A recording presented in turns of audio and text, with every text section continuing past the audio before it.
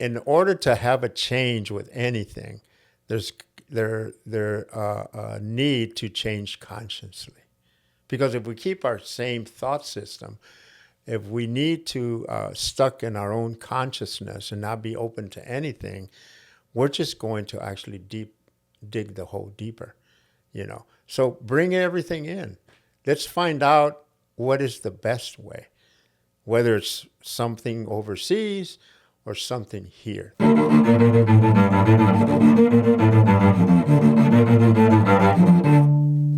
Well, today I am joined on the show by Miguel Alvarez. Nice to have you on.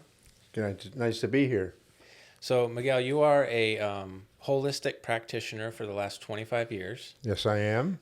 You are licensed and certified in massage therapy, acupuncture, and reflexology. Yes, that's correct. You operate your own private practice in Delaware, Ohio. Yes. And you're also an instructor at the American Institute of Alternative Medicine, where you teach in the nursing, massage, acupuncture, and reflexology programs. That's correct. So your journey to where you are right now, you've come a long way from your first career, which when you were in your 20s and 30s, you were working in a factory in Ohio. So talk about just what you were doing then at working, you know, the first in your early on in your 20s and 30s, and how you made the transition into holistic alternative medicine, and how you have gotten to the point where you are now in your practice and teaching at the school. Okay. I can just probably start to the day that I graduated from high school. I really didn't have any plans in my life at the time. I really didn't have any outlook or journey what I really wanted to do. So because of my upbringing and my family, I just started to work in manufacturing businesses, factories, doing labor work, anywhere from obviously doing manual work, from assembly lines to forklift driving in warehouses. And after maybe 14, 15 years, I started shifting in my thinking, and I was really wanting to do something more beneficial, not only for me, but to make an imprint on human beings. And obviously, this took me several months to decide to actually leave what I was doing. It wasn't an easy journey for the reason that I was financially supporting myself, you know, with everything that comes with a job, and just thinking about leaving that and starting a new career. And at the time, I really didn't know what I wanted to really do. But deep inside me, I felt that I wanted to move away from what I was doing because I didn't feel satisfied. And after a while, after it was eating in me, I decided to obviously leave my job, gave my 2 weeks notice, and people in where I was working thought I was crazy. And they wanted to know what I was going to do. Well, when all this was happening, I got involved with people that were actually holistic practitioners. And when I first started hearing what they were doing, and the imprint and how they were helping people, I really wanted to, it caught my attention. It was just like, wow, that really interests me. So I had to make a decision to fall into that. What really helped me, I felt at home when I was hearing all these people and how they were doing it, because earlier in my years in high school and elementary, I was more of into my physical well-being. I guess that's what it started, you know, being physically, and obviously in sports and all that, you know, learning how to condition myself. I really felt good about myself. But after I graduated, I didn't do any of that. And my life took me to obviously doing bad habits of not, you know, physically grooming myself in many ways. So I had to make a huge movement because where I grew up in Ohio, northern Ohio, holistic alternative medicine wasn't really looked at. It was something that, it was just a crazy outlook on how to, promote health. Uh, the people that I had met obviously were from the Columbus, Ohio. And I went to go visit over there and really got involved in what they were doing, seeing what they were doing. And it just seemed like I found my home. It's hard to put into words, but I felt, gosh, I really want to do this. And that's when, obviously, when I decided that, I need to leave my work in order to step into this. And there was a lot of things that were going through my mind because, obviously, after working 14, 15 years, having an income, uh, the things that I needed to survive, like food, shelter, and all that, that all provided it with insurance. And here I had to drop that and start new and get re-educated on something that I wanted to do. And in order for me to be a practitioner in what I was seeing everybody else do, I had to go to school. And that was huge for me because I graduated 12 years in high school, but I never obviously pursued any kind of education through college or junior college or anything like that. So I gave my 2 week notice, went to Columbus because it was more open. The schools were all there. And I ended up working various different jobs just to support myself and actually go to school, which was a very challenge. But I felt that I was doing something great. It made me feel good because I really had found something that I wanted to do. Well, to So me, I was go. gonna say, so when you put in your 2 week notice, did you have your plan was go to Columbus, but you didn't have every single thing lined up. It was what did you have planned when you quit your job? You knew that you wanted to go back to school at that point? Well, I wanted to incorporate some of the things that holistic and alternative medicine was about, a more natural way. When I grew up, I was one that was never really like had health issues. Obviously, we all have our mental situation, of feelings and emotions, and it wasn't all there for me, but physically it was, and I think it had to do with how I took care of my body. But my body was really deteriorated in a way that I didn't like it. And what really, getting back to make a long story short, is that I knew that I had to go to school. And the only place that I could go to school was in that area because where I grew up, there wasn't no schools of that nature like way I wanted. And so I gave my 2 week notice with really not a plan of anything of going to school. I figured I had to put myself in the arena where I could accomplish all this. It didn't take me long after that. Within the year, I really knew that I wanted to pursue some type of education. So I started with reflexology, and this is what did it. There was a weekend seminar on holistic modalities just to get educated on what's out there. And so I went there, and they brought up the topic about reflexology. And they basically talked about what reflexology could do to obviously implement and obviously result to better health by just touching people with the feet and hands. And that really was amazing to me. And I was open to it. I was open to something different. Uh, and again, what started my journey in my practices in education was me stepping out of my comfort zone, leaving my job, going to Columbus, finding odd work just to figure out what I really wanted to do. What really initiated when I went into that seminar and came out of there saying, this is what I want to do, and I want to obviously start going to school. After that weekend, I signed up for the whole program of reflexology, and that started my journey, obviously in the future, with acupuncture and massage, and finally getting licensed for that. So what is give just a brief description of what is reflexology and what was it about? Because that was like your initial exposure Yes, it was. to the holistic field. So what is reflexology, and what was it specifically that I guess spoke to you or inspired you to pursue this further? Okay, well, the theory behind reflexology is that we have obviously three areas in our body according to the science. It's a science and a theory that's been obviously practiced in the Eastern culture for thousands of years. You know, it's an established way to practice, but it wasn't that big here in the United States. Reflexology has to do with, like I said, there was three areas in the body.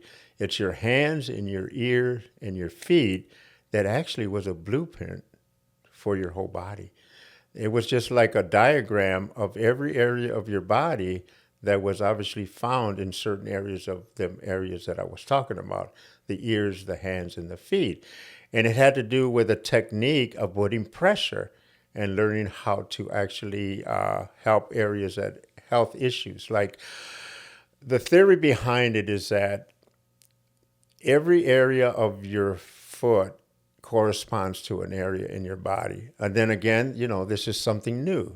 This is something that has been practiced for thousands of years, and it's a theory and a science.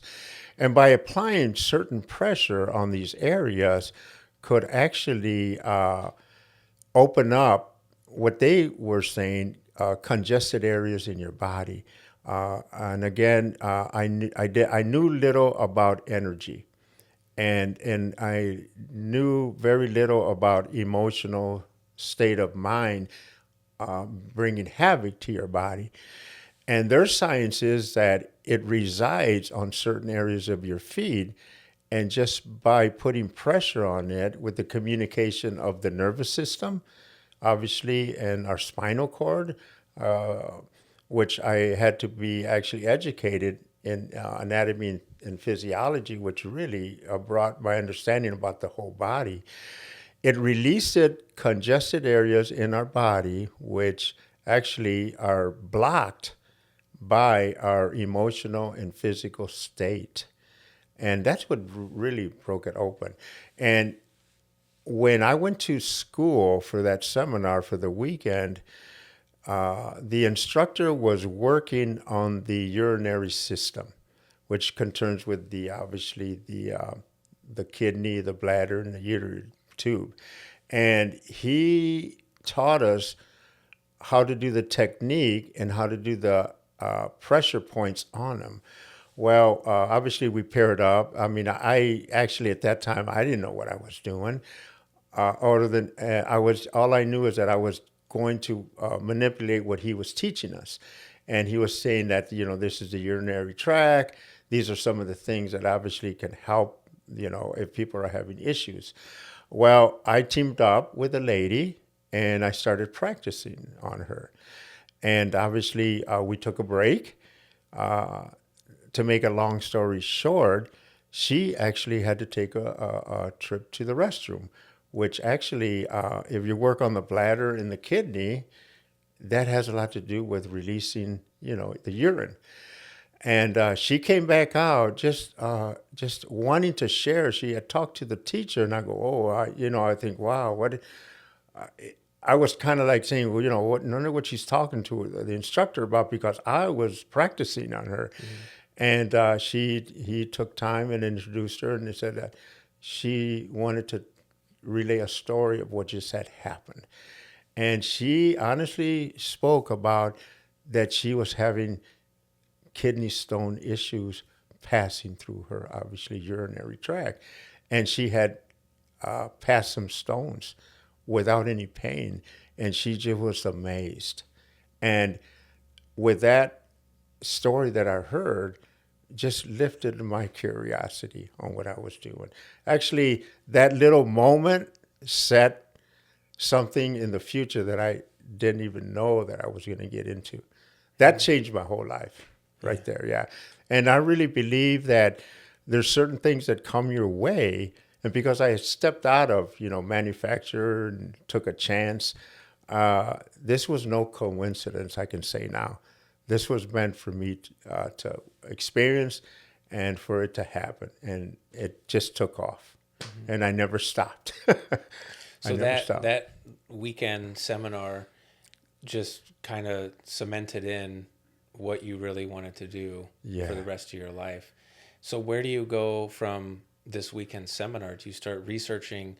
I mean, you knew that there was schools in the Columbus Yeah. area. So you had to figure out what school to go to, and is that when you first started realizing that I want to go to school, and were you thinking of opening your own practice at that point, or like you just wanted to do reflexology because you eventually got into massage and acupuncture? So did you just pick a school and start going? Well, the school that I went to the seminar was a holistic academic school. It was obviously a small college, very small college, and they certified many different holistic practices there. But since I went for the reflexology, after I'd done that weekend seminar, obviously they're there to promote for students. So I signed up before that last weekend, like I think it was a Sunday. They asked if anybody would like to sign up for the whole program of reflexology, and I did what I needed to do, and obviously they accepted me, and I started school.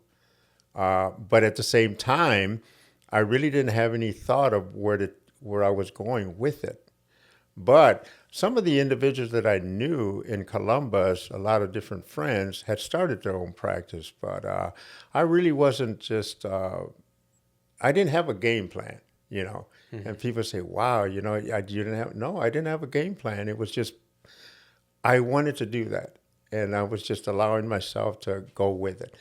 And obviously, I went to school for like over 400 hours, and I got certified.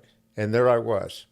Went to school and learned everything, the science, the theory, how to obviously apply it, and obviously went through all their academy and education, and I walked out of there being certified as a reflexologist. Yeah. How old were you when you went back to school? I would have to say that I was either 39 or 40 years old, 41, 42. What was that like the first day back in class with books and It, papers? it was like, here I was studying and all that. And I want to say this now, even because obviously I knew what was going to happen in the next 10 years or whatever, is that my education that I have now, being licensed by a medical board, was very challenging for me, very challenging because I had to learn a medicine, but also in a holistic understanding.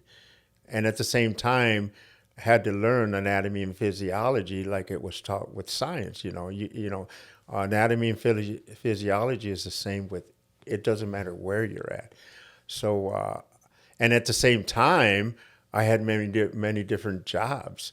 And one thing that really, and like I said, I stepped into something, and I had friends that were really close to me, and they had a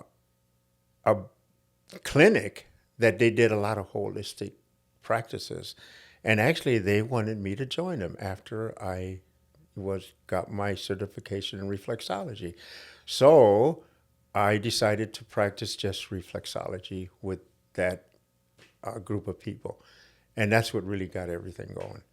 It Yeah, I seems like learned a lot from them people, how to, run a business, clientele, advertising, because I was with about 8 or 9 people that were doing all this for me.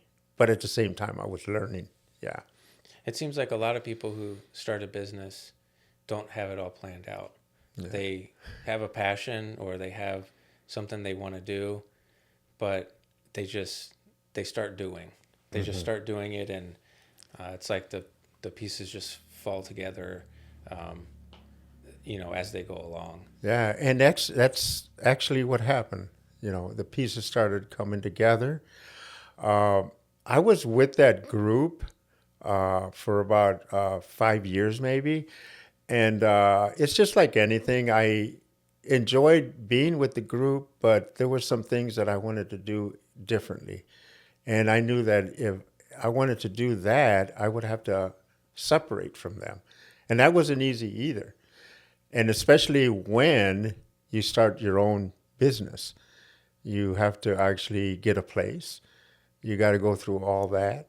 And I eventually done that. I told him that I was going to obviously go on my own. I wanted to be, actually, I think what it was that I wanted to do things the way I felt that obviously were more helpful for people. I didn't want to get into a lot of the business. I can tell you right now that the business part of my practice, the paperwork, the keeping the logs and the taxes and all that, that's not my cup of tea. But it has to be done. Yeah. But my passion is that I wanted to help people feel good about themselves, you know, because I was starting to feel good about myself, and it felt that I wanted to share that. Yeah, I wanted to share that. So after the reflexology, you eventually went back for acupuncture and massage. Yeah, after yes, How yes. was that during those first couple years, or? Well, one thing that I really understood is that a lot of the some of my coworkers always express that, you know, if you get educated in something, it's good to establish yourself in that one practice instead of jumping into something else without even starting to practice. So I was practicing in reflexology for about a year or so, and then I really the possibility of massage, because I really wanted to. There was many different reasons why I wanted to get in massage. Is for the reason that I wanted to be licensed by an establishment, and I wanted to be licensed by the State Board of Ohio, because it would give me more notoriety, you know, how that goes. And obviously, being licensed by a medical board made more validate who I am, and also it went right along with what I was doing. Yeah, and I had to go to massage school for 2 years. It was at a community college. And here I was, almost 45, and here I was going to school. And at my age, being around a lot of young people, it was a challenge for me. And they would look at me and go, wow, you know, they would look at me and saying, wow, you waited a while before. And I go, yeah, and this is where I am. But I had that passion in me, and I wanted to accomplish it. And I graduated after 2 years, and here I was, a massage therapist, and I had something else to add to my practice. And all along, all this was happening, I was doing my own reading because I really wanted to understand how one could maintain health. And through what I was researching, I started to understand, especially when I got into acupuncture, which I started practicing massage for a couple of years, and then all of a sudden, the where I graduated in for acupuncture, the American Institute of Alternative Medicine, they had actually a course on a program of acupuncture.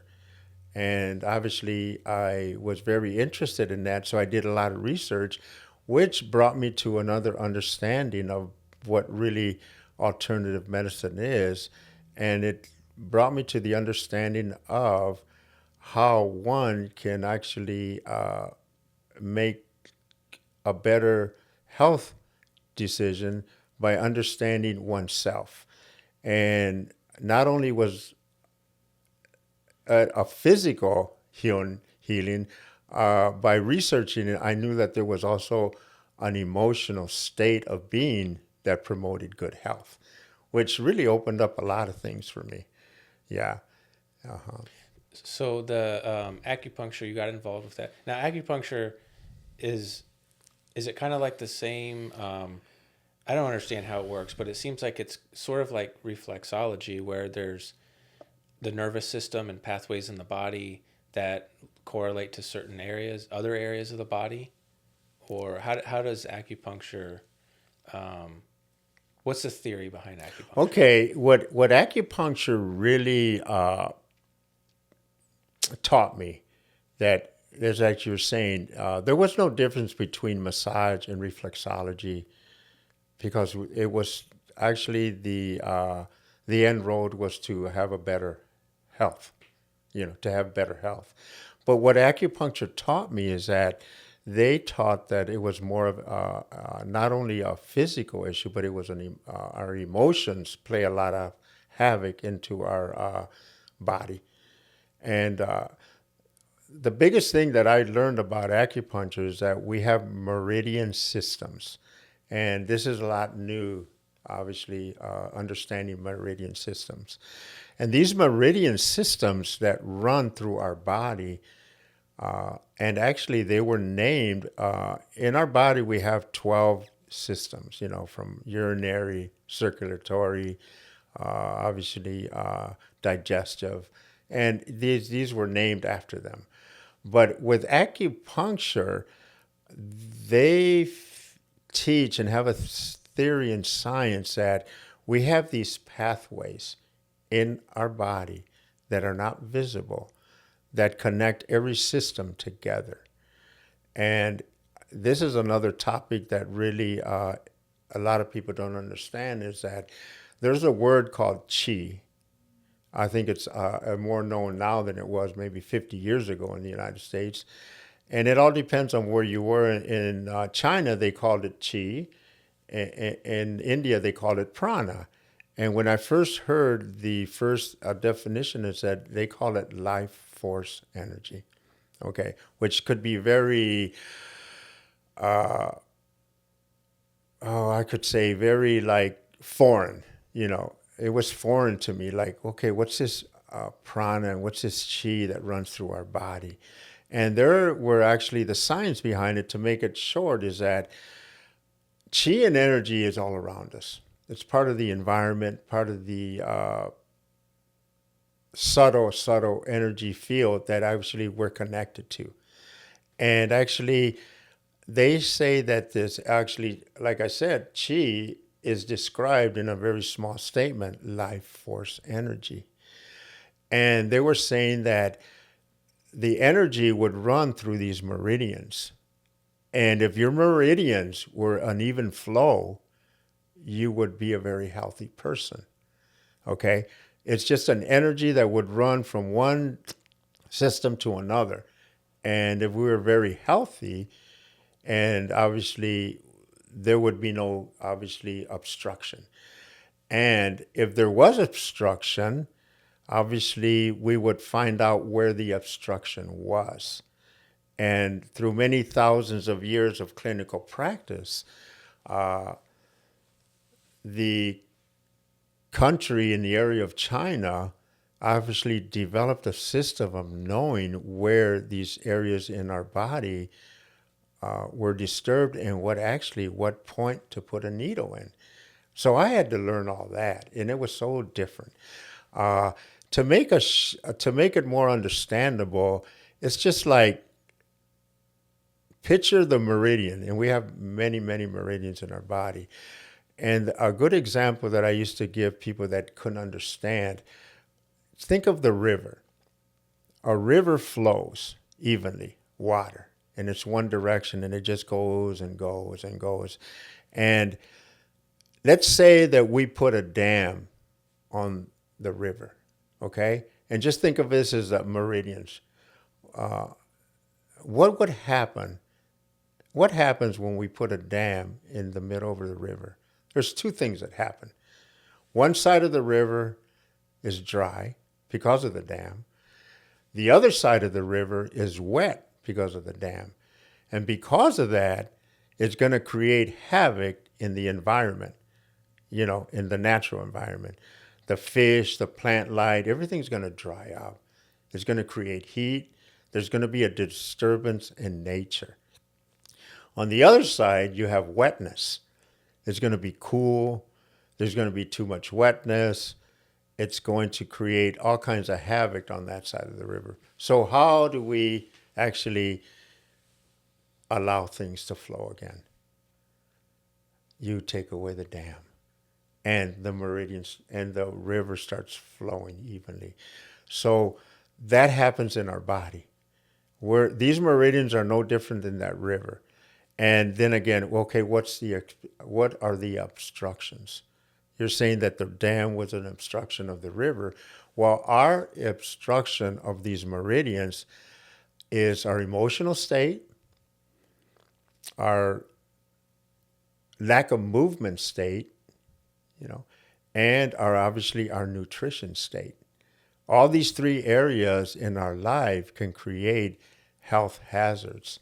And it creates health hazards because it creates blockages in these meridians from obviously running and allowing the chi to run smoothly.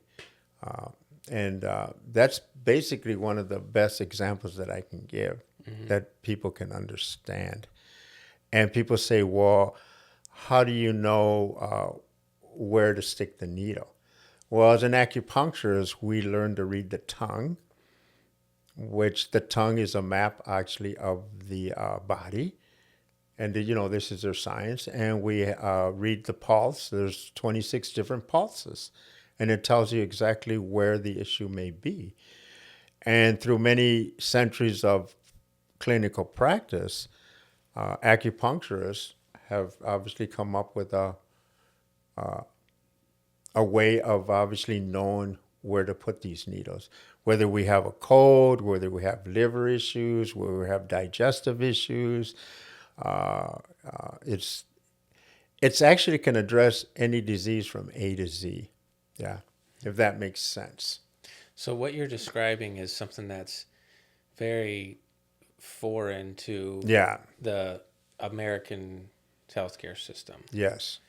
But the school that you teach at has a nursing program as well. Yes. So they incorporate the holistic side of things, but then they also have a regular nursing program where they're registered nurses or LPNs? They graduate LPNs and RNs. Okay. Yeah, both. So just talk about the school. Like, how did that's not very common. It's a very unique school that they would have blend together the two different kind of practices of medicine. Just talk about the school a little bit and, your interaction with the nursing students, because that's just not something, that's nothing I was exposed to in nursing school, and probably most people weren't when they went to school. And that's correct.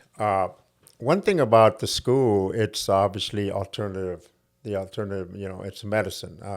People have named complementary, holistic, there's so many names of it, and basically they're just talking about another way. It's a different way of approaching health. And reflexology, obviously, you cannot talk, you have to talk about the alternative. It's alternative in the science. It's so different than what you're saying. You're right. Nurses, what are we going to show them about alternative?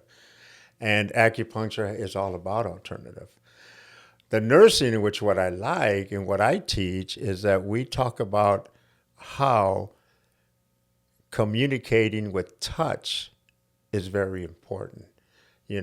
Obviously they have to do their obviously education on how to take care of a patient, from obviously taking blood pressure, giving needles, how to deliver babies, stuff like that, which I am not educated in the nursing program, but I'm educated in massage and know the understanding of alternative medicine of the mind, body, and spirit.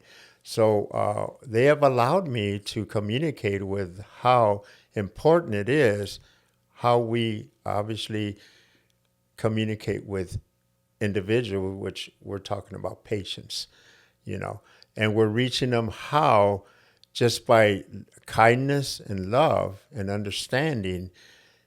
If we can make the patients feel like they're wanted and they're needed, they're actually going to feel better about themselves. When we show respect, we give them complete attention. I teach them to teach with their eyes, and people say, "Well, how do you touch with your eyes?" Well, you touch people while they're through your eyes. When they're talking to you, you're looking at them. I'm pretty sure that you've talked to people, and they're looking another way. They start talking before you're finished.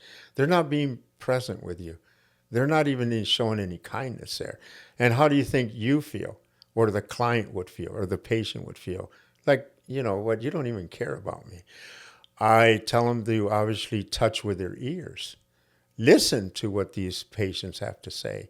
You know, be very present with them, and don't start thinking in your mind while they're talking how to respond to them, because you've already lost them. And then obviously you touch them with your vocal, with your mouth, and they go, well, how do we do that? I says, the words that you actually feed back to them, you know, and all that. And obviously with touch is obviously you touch them. So I've never been in the hospital overnight, you know, or I've never been there for weeks and all that. But I can't even imagine how some of them may feel fragile and weak. Some people may not even get visited. They need to be shown some type of loving care. And this is what I express to the nurses, that we can actually give them, and this is just coming from me, we can give them medicine like our attention, through our eyes, through our touch, through our ears, and our vocal, you know. And obviously, they are going to feel like they're worthy of something. And people say, well, what that has to do with, you know, holistic practice? Well, actually, we're starting to obviously heal them from their emotional state of being. You know, they're going to feel better about themselves. Yeah, which, talking to my clients, it seems to be a lack of that in our medical field. You know, a lot of people say, I feel like I'm just a number, you know. Mm-hmm. And I'm not talking about all nurses and all doctors, but still as a whole, percentage-wise, we're still actually confronting individuals that way. So the holistic approach is have them feel like they're wanted. Yeah. And the return to that is that since they feel like they're wanted and respected, they're going to share what's actually going on in their lives. And the more that we can understand what that patient is going through, the better that we can actually analyze what kind of treatment this person needs. Yeah. Yeah. I find that to be true. Yeah. Mm-hmm. In your own private practice, what are people coming for you? I mean, I know some people just they just want a massage, or they want acupuncture. Mm-hmm. But what are most of them reaching out to you for? Is it just they want overall health? Do you see that they're just trying to live a healthier, preventative lifestyle?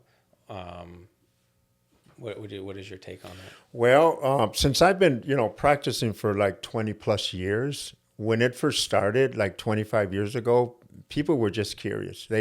This may sound kind of funny, but we were looked at like, okay, this acupuncture, massage, and all that.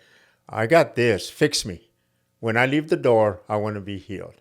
You know, it's comments like that, and it was very challenging, and because people take prescriptions for years, and they continue taking it for years, and some people don't even question it.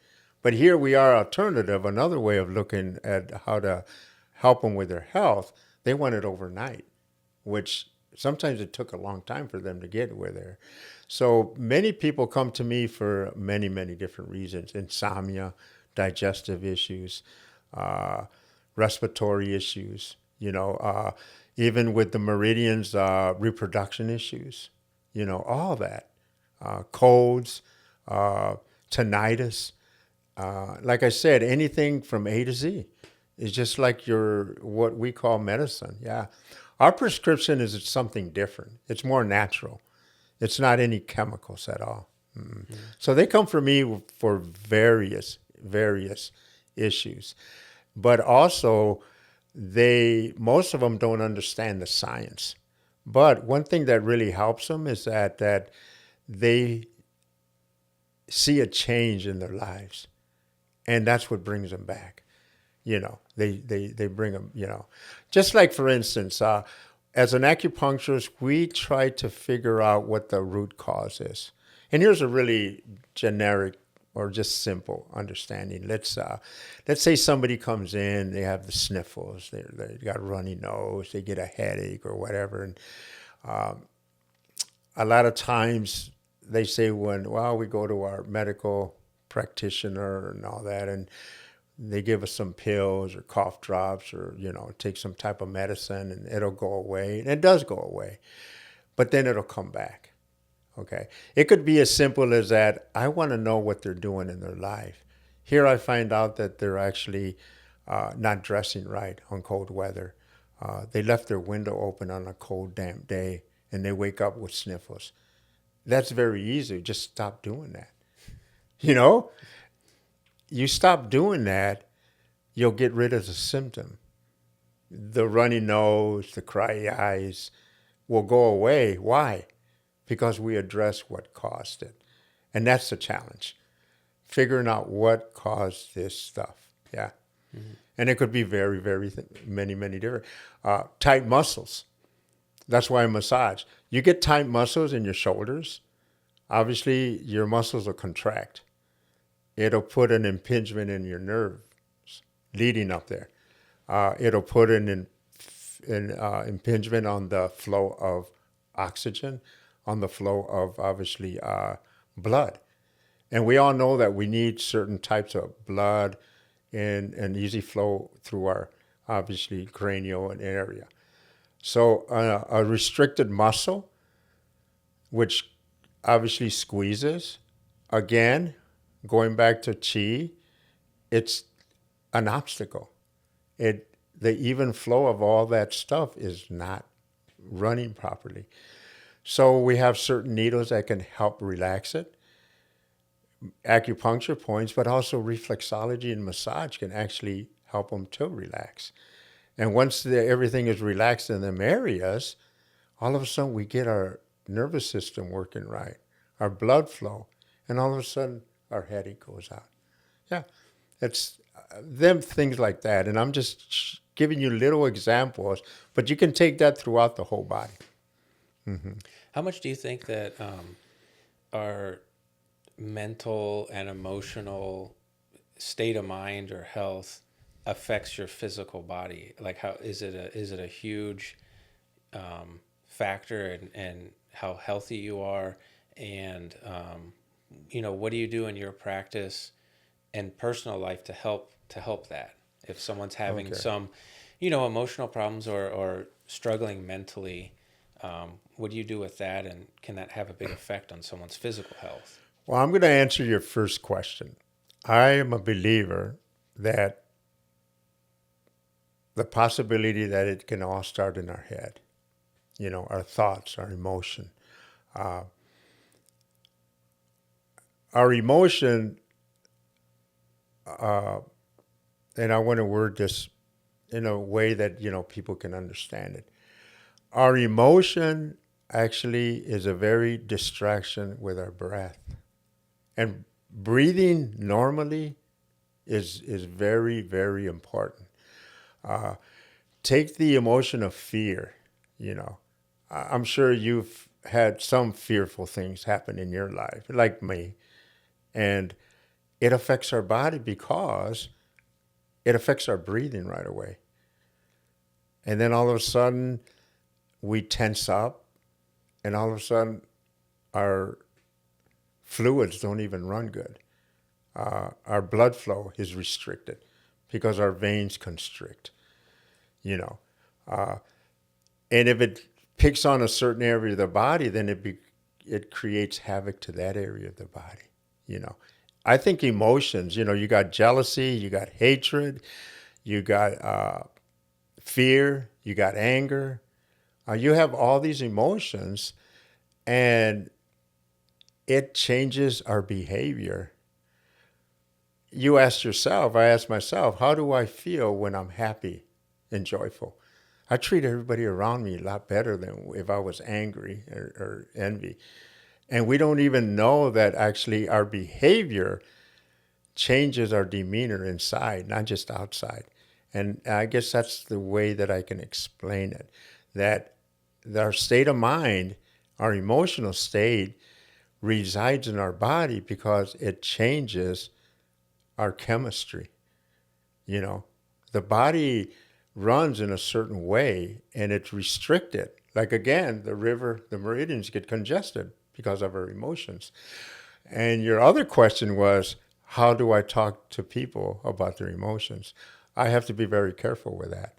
I am not a psychologist. And as a, I have to be very careful with it. When they ask me about emotions, I have to give life experiences, or maybe this is what I read about emotions. It's not prescribing that, this, because I am not a psychologist. There's many different types of practices that you can help one's mental state that I've experienced. A lot of times when I say this is my prescription, this is my medicine, I say it to myself because as my licensures, I got to be very careful not to. I am not officially to give prescriptions or saying that this is obviously medicine, but this is my medicine. And this is how I help myself. And here we go again. It's hard for me not to go back to my holistic practice, which is it's everything that covers it. I have practices. We always think too much. Okay. And actually, the thoughts that we have are very negative. We think they're very negative, and people know how to quiet their minds. Well, what's really helped me is that I talk to people on maybe helping them in that area by sharing what I do in my practice in my life. I actually meditate, daily. It quiets my mind. It helps me to relax mentally. I do certain energy works like Tai Chi and yoga. And actually, when you read the science and the theory behind yoga, meditation, Tai Chi, Reiki, actually, you're actually helping your meridians to run smooth because it takes an effect. I've come to understand myself, and it's helped me to obviously control my emotions by doing things of that. I need to quiet my mind. And a lot of times we have thousands and thousands of thoughts. It's just like we make our own movie. We assume too much. We attribute to lies instead of truth. It brings havoc. We're judgmental. We're hatred. We're jealous. That's creating havoc in our body for the reason that it's creating not only a mental thing, it's creating a physical negativity. And obviously, we actually create our own illness and our own sickness, and we don't even know it. We want to blame something else. So in my waiting room, I have what I've been talking about. I have literature of all that. I don't have any Hollywood magazines that you can find in the grocery stores. They're going to do what they're going to do. I need to do what I want to do. When someone walks in my office, it's all about helping themselves. I cannot help them until they need to know that they need to help themselves. I am there to actually practice what I do, but they have to choose to heal themselves, because then it really becomes real. It became real to me when I started doing all that, because I seen a shift not only in my mental mind but in my physical mind, and also in the realm of the mind, body, and spirit, which is a whole different topic when you talk spiritual aspect. I'm not here to change anybody's belief, anybody's spiritual path, but I think it's a very important part of everybody's life. Yeah.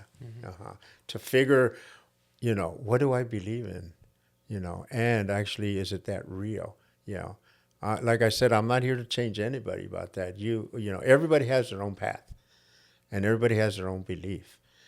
And I think it's important to be established in that, and ask yourself, why do you believe what you believe, and just go forth with it. Yeah.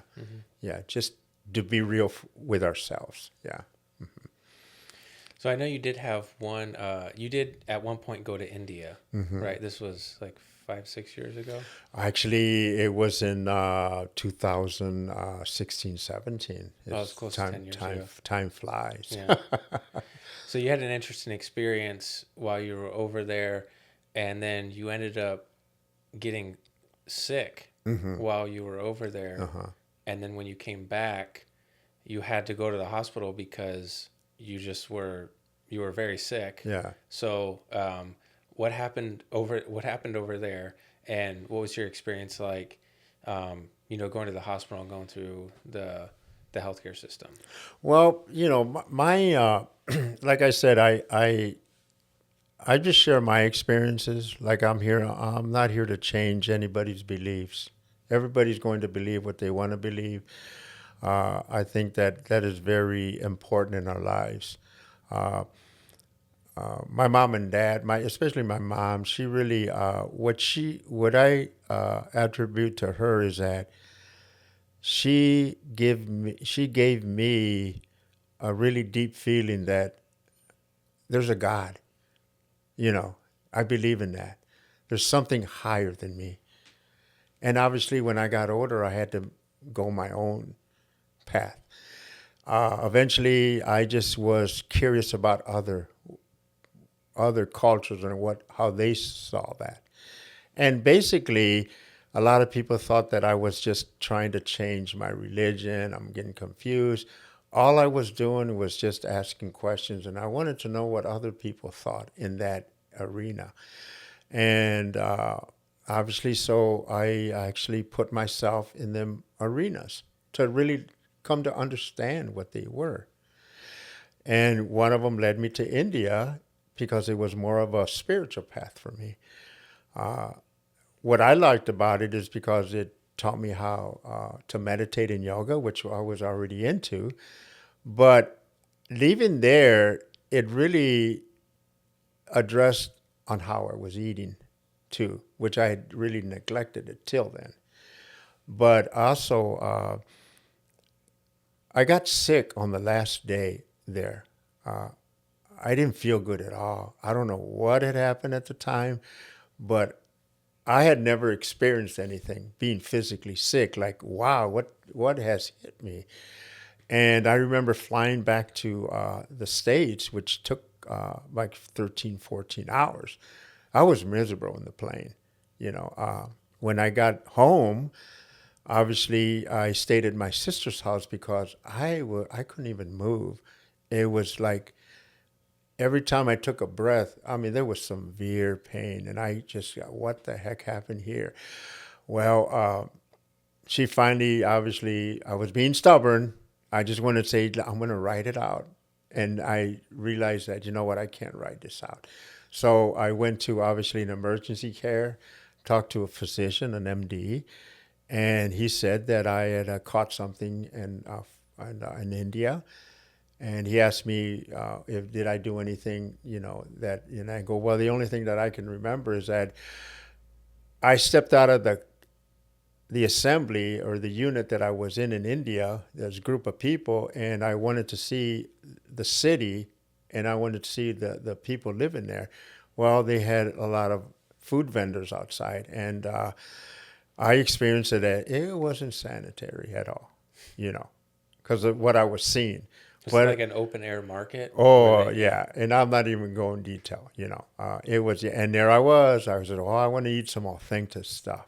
Well, I caught something there. I know I did, but it didn't hit me till I left. And the MD, where I was here in the States, said that I had some pneumonia. And he said that it needs to be taken care of or it's going to get serious. Well, he caught my attention. I wasn't going to fight it anymore. Then he brought up that I had to take antibiotics. And you know what? I did not want to do that. And he said, well, it's your choice, but, this will get you better. And I said, well, how long do I have to be in this medication? He said, he gave me a bottle, plastic bottle and capsules. He says, take this for 14 days and you'll probably come out of it. And I said, well, let's do it. So obviously I come out of it. And there I was. I was doing something that I really didn't think I wanted to do, but it took care of me. And I said, I'm glad that I went that way. And it helped me. So there I was. And I knew that antibodies would help me. Yeah. So that's the story with that. Yeah. But I went there on a journey, and I came back really strong on what I believed in and how to live my life. Yeah. Mm-hmm. And that's what I share with my clients. That's what I share with the world. I think that I've come to understand how to complete well-being. When I say well-being, it's an understanding for me that I have to take care of my mind and my body and my spiritual path. And that's what I work on. And these are some of the things that I bring into my life. Mm-hmm. And I think I've really has helped me. I'm not bragging about my age, but I feel very well. And I think it has a lot to do with my diet. And to me, I don't really like, even though I called it a diet, I think food is medicine. What we eat is actually going to promote health. How we move is going to promote health. And how we think is going to promote health. And that's your holistic well-being, mind, body, and spirit. And I do actually exercises.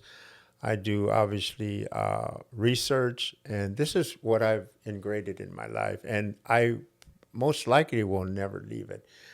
I'm 72 years old and I feel good. I can honestly say that I'm sitting here not experiencing pain, and I feel that the stuff that I've integrated in my life is a big plus to that. Yeah. Mm-hmm. A couple of final questions I want to talk about is what is healthcare doing right? And this can be from, what we would think of as the traditional American healthcare system or the, alternative medicine. What's being done right? What needs improvement or more attention? What needs more to be focused on? And how do you fix that problem? What are some solutions? Well, when you say, what are they doing right? I'm not here that they're doing anything wrong. I just feel that there's need to be change. It's different than saying right or wrong. There needs a change. And then I go, well, what needs to be changed? One thing is education, education on, sometimes we live a certain way and we think something else is not right. We got to think out of the box, as some people say. And I think sometimes in our medical establishment, I think we have to obviously welcome other types of ways to create better health. It doesn't matter if it's coming from here, whether it's coming from another part of the country, another part of the world. Let's try to figure out what's the best way to promote health. And even though it may be out of our realm of traditional medicine here in the United States, we need to do more research on that. And we need to educate people that there's other things prior to what you've been growing up with. I think education for self-awareness. I think that how do I change it or how do I promote it? I just have to live what I believe, and I have to share with people what I believe. So if we can change our medical system to be more proactive on how to obviously relate to people that there's other ways and accept it. And actually, there's so much research being done in our medical establishment. Billions of dollars every year, every day, obviously researching their medical aspirations. But at the same time, when there's been evidence that other ways of treating oneself is really helping people, we're not putting enough research or money or time with it. So that area is neglected. And as long as it's neglected, we're never going to understand the holistic approach of helping somebody mind, body, and spirit, you know. And that's what in my practice, I actually don't obviously avoid that. When people ask me questions about health, I share my experience and what I have read, but at the same time, I let them know that there's a lot of good in our medicine establishment, but there's also other things that can obviously be brought in to actually eliminate some of the prescriptions and some of the surgery, that are being performed now, yeah. Because if that doesn't change, we're just going to, year in and year out, we're just going to go through the same things again, you know. Uh, in order to have a change with anything, there's a need to change consciously. Because if we keep our same thought system, if we need to stuck in our own consciousness and not be open to anything, we're just going to actually dig the hole deeper, So bring everything in. Let's find out what is the best way, whether it's something overseas or something here. There's a lot of good here, don't get me wrong, but there's a lot of good somewhere else too. Let's just bring it together and find out what's the best, yeah, and offer that to the people. Mm-hmm. Yeah, I agree. I think there can be a better job of integrating the two there you go. thoughts together. Yeah. I feel like there's kind of a divide of whether you're on this side or you're on this side. Mm-hmm. And I think there can be more done to kind of bring the alternative holistic side together with the what we call an American healthcare system, and blend them together and find out what works best. It doesn't have to be split into two different sides. And the word that you use, that's the new word now, holistic, alternative, it's integrated. Like you said, bring it together. And I'm not going to get into the, people say, well, there's the politics and this and that. I know there's all that. I'm not naive. And people say, well, what do you do? Well, I just need to follow my course. This is what I have to share to my clients. This is what I have to share to every human being that confronts me, And people say that, you're all about alternative, holistic. But I've realized that I can be very holistic and integrative to the person that obviously runs the register and obviously scans my food at the grocery store. I need to show them compassion and love. Compassion and love is very healing. How we treat one another can be very healthy. But that's just part of it, okay? That's just part of it, yeah. I really think that I've learned that just the overall understanding of how we treat one another can really solve a lot of things that we're going through. Yeah. And accepting other people, but at the same time, living your life how you feel you're really helping people. Yeah. Mm-hmm. And let it go at that. Yeah. That's basically what keeps me going every day. Yeah. I'm not perfect, but I'm willing to learn. If I feel someone is speaking to me and they share something that, wow, I never thought of it that way, I will give it time. And if I feel that I need to make that shift on what that individual said, I'm hoping that I'm, not selfish enough to say, wow, that person gave me some really good advice and I need to pursue that. If it's going to make me a better person, why not? Mm-hmm. Yeah, why not? Yeah. Why not? Well, thanks for coming on. I enjoyed our our conversation, our time together. And one last thing, how do I know you're from the Delaware, Ohio Yeah. area? So how do people get a hold of you? I know you're not on Instagram. Yeah. You don't do Twitter or X or Snapchat or Yeah. I know. any of those. So Yeah. what if how does someone get a hold of you if they want to, make an appointment or check out the school that you're teaching at? How do they go about doing that? Well, I always tell people I'm old school. The way I run my office is very like I write everything down, make my appointments. When I first started it, I did a lot of footwork. Went into the community, talked to health institutes, nursing homes, put my brochures and calling card in businesses, grocery stores. I did a lot of footwork. And to be honest, right now, it's all referral.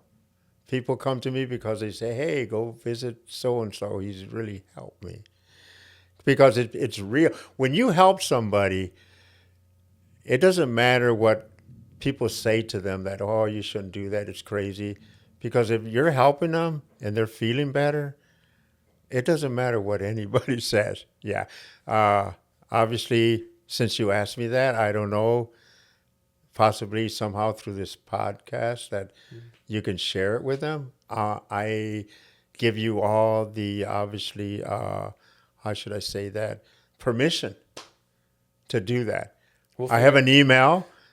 People can email me. Other than that, obviously, I said that I would never start texting.